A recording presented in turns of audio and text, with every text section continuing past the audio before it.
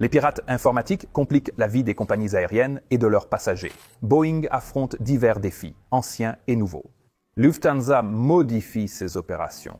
Et quel âge auront les pilotes lors de votre prochain vol? Voici un nouveau récapitulatif mensuel de l'actualité, avec des histoires d'aviation non traitées en vidéo ou encore en évolution, qui méritent d'être suivies. Et nous allons commencer par quelque chose d'un peu étrange. Des travailleurs en grève qui ont voté pour une proposition de contrat que leur patron n'avait même pas faite. Depuis plusieurs mois, nous suivons un conflit opposant Boeing à ses employés à Saint-Louis, Missouri. Nous ne parlons pas très souvent de ce site en particulier, car Boeing n'y assemble pas d'avions de ligne. Saint-Louis est surtout connu pour la fabrication de chasseurs comme le F-15 et le FA-18, bien qu'on y produise aussi des pièces pour le nouveau 777X. Les employés de Boeing à Saint-Louis sont membres du syndicat international des machinistes, section 837, qui compte environ 3200 personnes. Et ils sont en grève depuis le 4 août. Tout cela est arrivé après de longues négociations. Et pour être parfaitement clair ici, il était assez évident que cette grève allait avoir lieu, ce que nous avions déjà mentionné lors du récapitulatif des actualités de juillet. Mais au départ, nous pensions que cette grève n'affecterait pas tant que ça Boeing, puisqu'elle ne durerait probablement que peu de temps. Mais ce n'est pas du tout comme cela que l'histoire a évolué jusqu'à présent, pour le dire gentiment. Finalement, d'autres discussions ont bien eu lieu, mais les négociations se sont arrêtées lorsque les deux parties n'ont tout simplement pas réussi à trouver un terrain d'entente. Le syndicat a demandé des hausses de salaire, comme celles offertes par Boeing à ses employés après les grèves à Washington et dans l'Oregon l'an dernier. Mais cette fois, Boeing n'était pas prêt à offrir des augmentations de salaire aussi généreuses, et au moment où nous enregistrons ceci, ce n'est toujours pas le cas. Il propose plutôt une hausse de 20%, une progression salariale accélérée et davantage de congés et de jours maladie. Pour référence, la grève de l'an dernier s'est terminée après une hausse salariale de 38% des primes et d'autres améliorations pour ces travailleurs. Le 12 septembre, les travailleurs de Saint-Louis ont rejeté l'offre de Boeing par vote. En réponse, la direction de Boeing a indiqué qu'elle envisagerait quelques ajustements mineurs, sans changement majeur. Puis, le 19 septembre, 46 jours après le début de la grève, les travailleurs syndiqués ont décidé d'organiser un nouveau vote, sans qu'aucune nouvelle offre ne soit proposée par Boeing. Le syndicat a plutôt demandé aux travailleurs de voter sur le contrat qu'ils voulaient proposer à la direction de Boeing. Les conditions soumises à ce vote prévoyaient une augmentation de salaire plus élevée, de meilleures primes et des contributions accrues au régime de retraite des travailleurs. Et ces conditions correspondaient généralement à l'offre faite par Boeing aux ouvriers des avions de ligne en grève l'année précédente. Sans grande surprise, ce vote s'est prononcé à 90% en faveur du contrat proposé par les dirigeants syndicaux. Et le syndicat estime que ce résultat envoie un message fort à la direction de Boeing quant à la manière dont elle doit procéder. Mais la direction de Boeing ne le voit pas de cette façon. Au lieu de cela, ils ont qualifié ce vote de coup de publicité. Dan Gillian, vice-président de Boeing Defense, ajoutant « Il est regrettable que la direction syndicale ait amené ses membres à voter sur quelque chose qui n'est pas réel. » Boeing subit désormais une pression politique pour reprendre les discussions avec ses employés et trouver un compromis. Le syndicat dit que l'offre initiale de Boeing coûterait 30 millions par an à l'entreprise, contre environ 40 millions pour leur contre-offre. Cependant, il y a une grande différence entre cette grève et celle de l'année dernière, ce qui explique probablement pourquoi la direction de Boeing ne semble pas aussi préoccupée aujourd'hui qu'elle ne l'était à l'époque. Vous voyez, l'année dernière, la grève avait arrêté la production du Boeing 737 ainsi que des cargos 767 et 777, mais cette année, la grève ne fait que ralentir la production des avions de chasse de Boeing sans l'arrêter complètement. Et cela s'explique par le fait que Boeing utilise désormais des travailleurs non syndiqués pour maintenir la production, même si c'est à un rythme plus lent. Il prévoit aussi d'organiser un salon de l'emploi pour recruter davantage de travailleurs si la grève continue. Le syndicat indique désormais qu'il s'agit d'un bluff, car les nouveaux employés devront aussi être vérifiés et obtenir des habilitations de sécurité pour travailler sur des projets d'avions militaires. Et ce type de vérification peut prendre jusqu'à 6 mois, donc ce n'est pas comme si on pouvait simplement remplacer et mettre de nouveaux travailleurs. Cela signifie qu'il reste encore à voir comment ces négociations vont se dérouler, et ce sera vraiment intéressant. Il est également important de se rappeler ici qu'il s'agit d'une section syndicale plus petite que celle à laquelle Boeing a eu affaire l'année dernière. 3200 travailleurs au lieu d'environ 33 000. Donc peut-être que Boeing pense être suffisamment solide pour tenir bon ici. Mais comme je l'ai dit, ce sera très intéressant. Notre prochaine histoire concerne des perturbations aéroportuaires extrêmement inquiétantes impliquant des hackers et des attaques par ransomware. En septembre, le trafic estival reste élevé dans de nombreuses régions, gardant les aéroports occupés et exposant ainsi presque tout le monde aux problèmes. Le 19 septembre, de nombreux vols vers et depuis Dallas-Fort Worth et Dallas-Love Field ont été perturbés suite à une panne télécom de la FAA. Encore un exemple de défaillance de la FAA récemment examiné et sur lequel il faudra sûrement revenir. Mais aussi frustrant que puisse être ce type de problème, il y a en réalité des personnes qui essaient délibérément d'aggraver encore la situation. Juste un jour après les problèmes à Dallas, plusieurs des aéroports européens les plus fréquentés ont subi ce qui s'est révélé être une cyberattaque. Cela a touché Londres, Heathrow, l'aéroport le plus fréquenté d'Europe, ainsi que Bruxelles, Berlin et, dans une moindre mesure, Dublin et Cork. Berlin était aussi inhabituellement occupé le 20 septembre lors de cet événement en raison d'un marathon organisé ce week-end-là aggravant la situation. Alors, que s'est-il passé ensuite? La cyberattaque a touché un système nommé ARINC C-Muse, ou Muse pour faire court. C'est un logiciel développé par Collins Aerospace, désormais intégré à Raytheon Technologies ex-Raytheon. Muse est un système d'enregistrement et d'embarquement qui aide les compagnies aériennes à traiter les passagers plus rapidement et Collins l'a décrit comme un système basé sur le cloud qui permet aux compagnies aériennes d'ajouter et de retirer des postes de travail rapidement. Évidemment, nous ne savons pas exactement comment ce piratage a été réalisé, mais les compagnies aériennes disposent de méthodes alternatives pour enregistrer les passagers lorsque de tels problèmes surviennent. Mais bien sûr, l'inconvénient de ces procédures, c'est qu'elles sont beaucoup plus lentes. Des passagers ont signalé que les compagnies utilisaient des ordinateurs portables ou des iPads pour l'enregistrement et distribuaient parfois des cartes d'embarquement manuscrites. Les passagers qui s'étaient enregistrés chez eux ont été traités plus rapidement, mais je ne suis pas sûr que cela s'appliquait à ceux qui avaient des bagages à enregistrer. Ce ralentissement faisait que les aéroports les plus fréquentés connaissaient aussi les plus grands retards. Et l'attaque provoquait encore des annulations dimanche, environ 50 sur 257 vols, soit environ 20% à Bruxelles, avec plus de 10% des vols encore annulés le lundi. Et tous les vols qui ont été maintenus ont tous eu des retards de plus d'une heure. Lundi, une agence de l'Union européenne a confirmé une attaque par rançongiciel, où un individu a demandé de l'argent à l'aéroport et aux compagnies aériennes pour rétablir l'accès à leur système. Mais en même temps, Collins travaillait également à apporter des mises à jour pour résoudre le problème. Donc, on ne sait pas vraiment si les pirates ont finalement été payés ou si Collins a réussi à reprendre le contrôle des systèmes avant eux. Nous en saurons sûrement plus dans les prochains mois, mais espérons que de tels événements resteront rares, car les entreprises apprendront et renforceront leur système. Chaque fois que nous découvrons de grandes histoires comme celle-ci, mon équipe et moi consultons notre sponsor Ground News, un excellent outil pour une vue d'ensemble précise et complète de l'actualité en temps réel. Ground News est un site et une application qui rassemble des milliers d'articles du monde entier, les regroupe par sujet, puis vous présente une analyse claire des biais, de la propriété et de la fiabilité des sources. En recherchant cette histoire de ransomware, Ground News nous a présenté plus de 60 sources, des grands médias internationaux à des sources locales européennes rarement vues.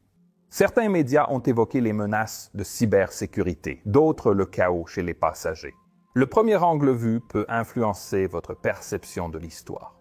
Ground News affiche les évaluations de factualité et compare tout pour vous permettre d'ignorer le bruit et voir la situation globale.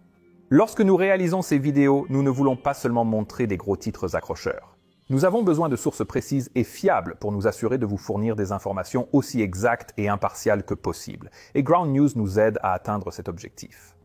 Je vous conseille vivement de les consulter. Et vous pouvez le faire en scannant ce QR code, en vous rendant sur groundpoint news/mentor ou en cliquant sur le lien dans la description ci-dessous.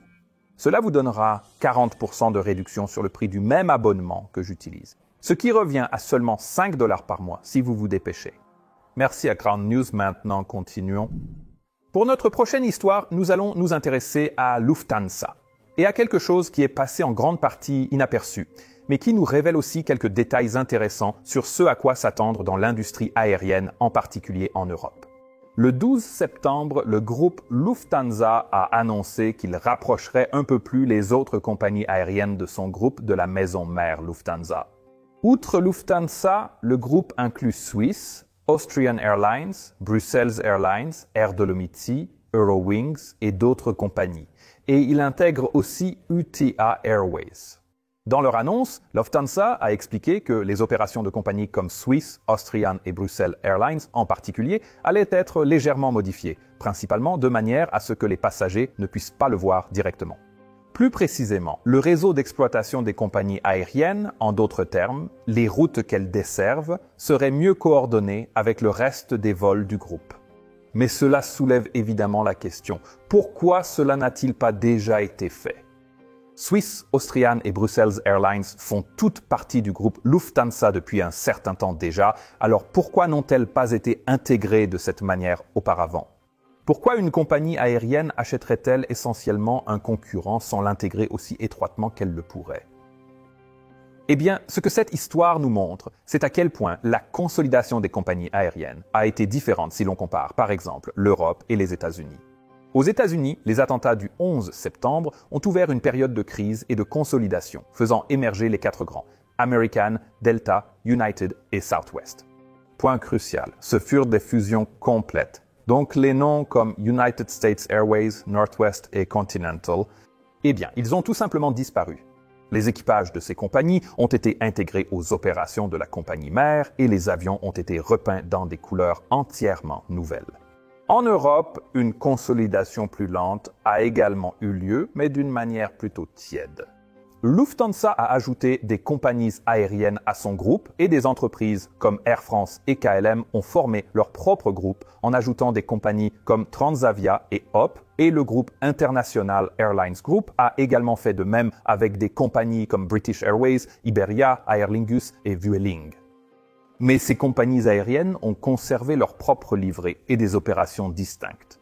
Et cela s'explique par le fait que, contrairement aux États-Unis, l'Europe n'est évidemment pas un seul pays, et beaucoup des noms de compagnies aériennes que je viens de citer sont des compagnies nationales dans leurs pays respectifs, ce qui signifiait que faire disparaître ces noms de compagnies serait très impopulaire, voire même pratiquement impossible. Mais ce type de considération a également ralenti l'intégration des compagnies aériennes européennes. Même les types d'avions au sein d'un même groupe sont souvent différents d'une compagnie à l'autre, ce qui a évidemment des conséquences sur des aspects comme la maintenance et la formation, même si ces opérations sont en partie intégrées. Donc la nouvelle de Lufthansa nous montre en fait que cette intégration avance désormais, mais toujours très lentement. Les compagnies aériennes individuelles continueront de gérer séparément les opérations de vol, les services et l'expérience client, même si elles ont déjà intégré leurs programmes de fidélité et leurs applications. Mais si vous êtes en Europe comme moi, vous pouvez probablement vous attendre à voir moins de noms de compagnies aériennes à l'avenir, ou du moins vous remarquerez que ces intégrations de groupes aériens deviennent beaucoup plus évidentes. Notre prochaine histoire porte sur un problème chez Boeing tellement courant que je doute même que cela soit encore une actualité. La certification du Boeing 777X subit de nouveaux retards. Dernièrement, Boeing avait fait de nets progrès dans le travail de certification de cet avion, en particulier sur la version la plus grande, le 777-9. En août, ils ont en fait ajouté un 5e avion d'essai au programme de vol pour accélérer les essais en vol. Et entre autres, cet avion sera utilisé pour tester la résistance du type aux impacts de foudre et aux interférences électromagnétiques. Ce qui semble être un travail amusant, je suppose. Lors d'une conférence le 11 septembre, le président-directeur général de Boeing, Kelly Ortberg, a annoncé que le calendrier de certification prenait du retard, rendant improbable la certification de l'avion d'ici 2025, contrairement aux attentes initiales.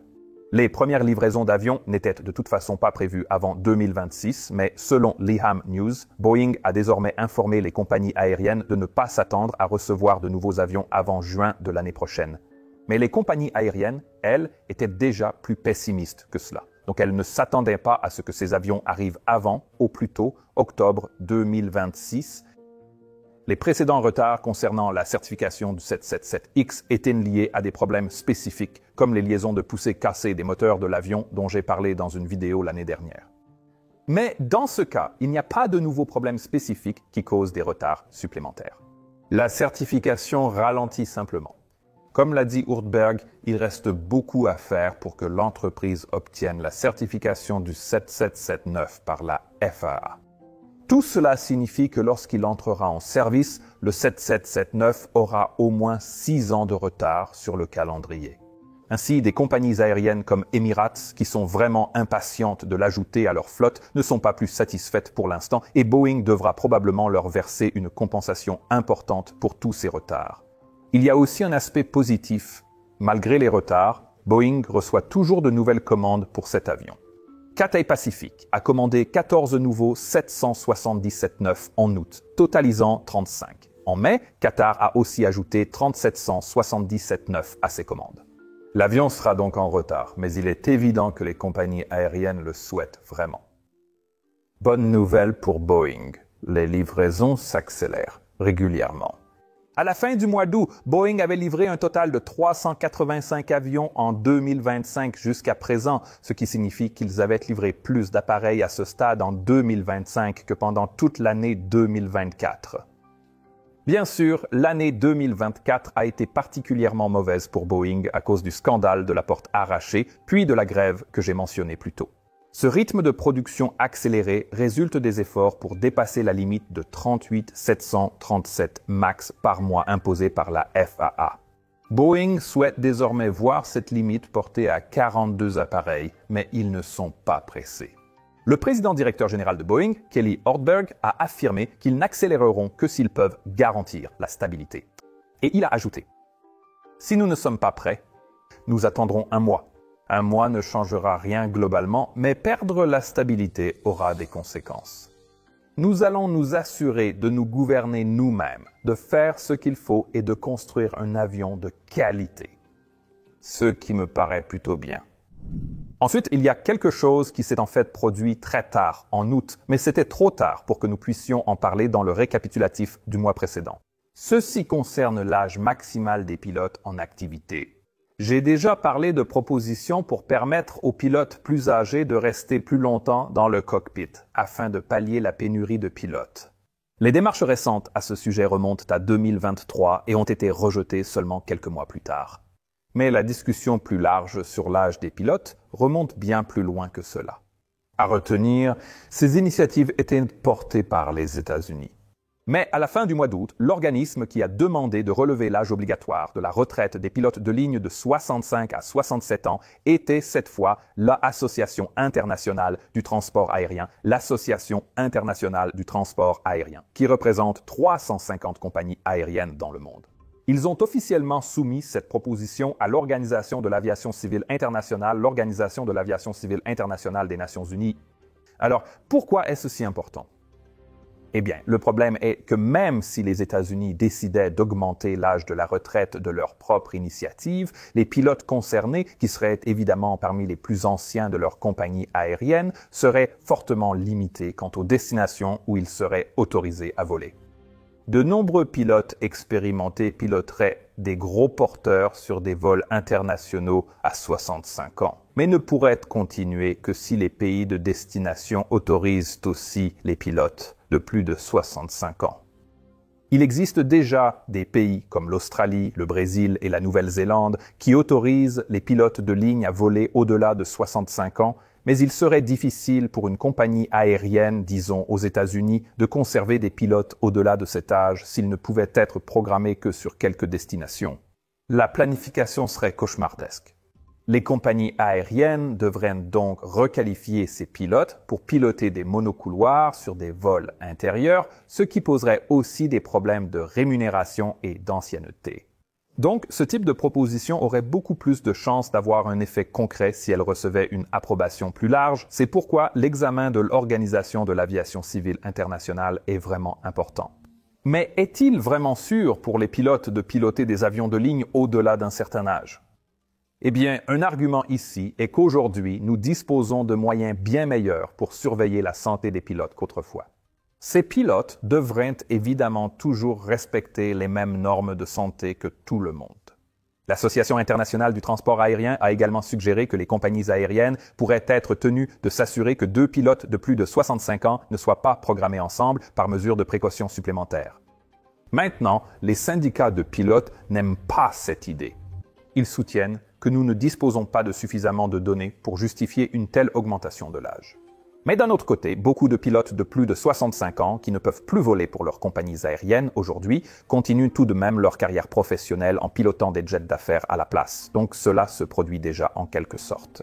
Récemment, les législateurs américains ont relancé un vote sur cette question, la dernière tentative ayant été rejetée en 2024. Comme je l'ai dit, le verdict de l'Organisation de l'aviation civile internationale sur cette question est la seule décision à considérer. Notre dernière histoire traite d'un événement survenu juste avant l'enregistrement de cette vidéo. Dans un autre cas de personnes perturbant délibérément les opérations aéroportuaires, quelqu'un a récemment fait voler des drones au-dessus de l'aéroport de Copenhague au Danemark et d'Oslo en Norvège. Et ils ne s'en sont pas cachés. Au moins 2, voire 3 drones sont apparus au-dessus de l'aéroport de Copenhague, arrivant de différentes directions et allumant leurs lumières en volant autour. À Oslo, il y a également eu 2 signalements de drones, mais il n'est pas certain qu'ils aient été aperçus en même temps. À ce stade, nous ne savons pas si les 2 événements sont liés, mais la police danoise a déclaré que la personne ayant piloté les drones était un opérateur compétent, ce qui signifie qu'elle avait les capacités, la volonté et les outils nécessaires pour se montrer de cette manière. Le résultat de cette démonstration a été que l'aéroport a dû fermer pendant plusieurs heures. Au total, 100 vols ont été retardés ou annulés rien qu'à Copenhague, affectant environ 20 000 passagers, selon un porte-parole de l'aéroport. Et j'ai vraiment hâte d'en apprendre davantage sur l'origine de ces drones à mesure que l'enquête progresse. Alors, qu'en pensez-vous? Avez-vous vu une actualité aéronautique en septembre qui, selon vous, mérite d'être mise en avant? Faites-le moi savoir dans les commentaires ci-dessous et pensez aussi à rejoindre mon équipe sur Patreon en utilisant ce code QR ou le lien dans la description ci-dessous. Ce serait formidable de vous voir rejoindre notre équipe et de pouvoir regarder toutes mes vidéos avant tout le monde. Je suis Peter Hernfeldt. Vous regardez Mantour Now. Passez une excellente journée. À la prochaine. Au revoir.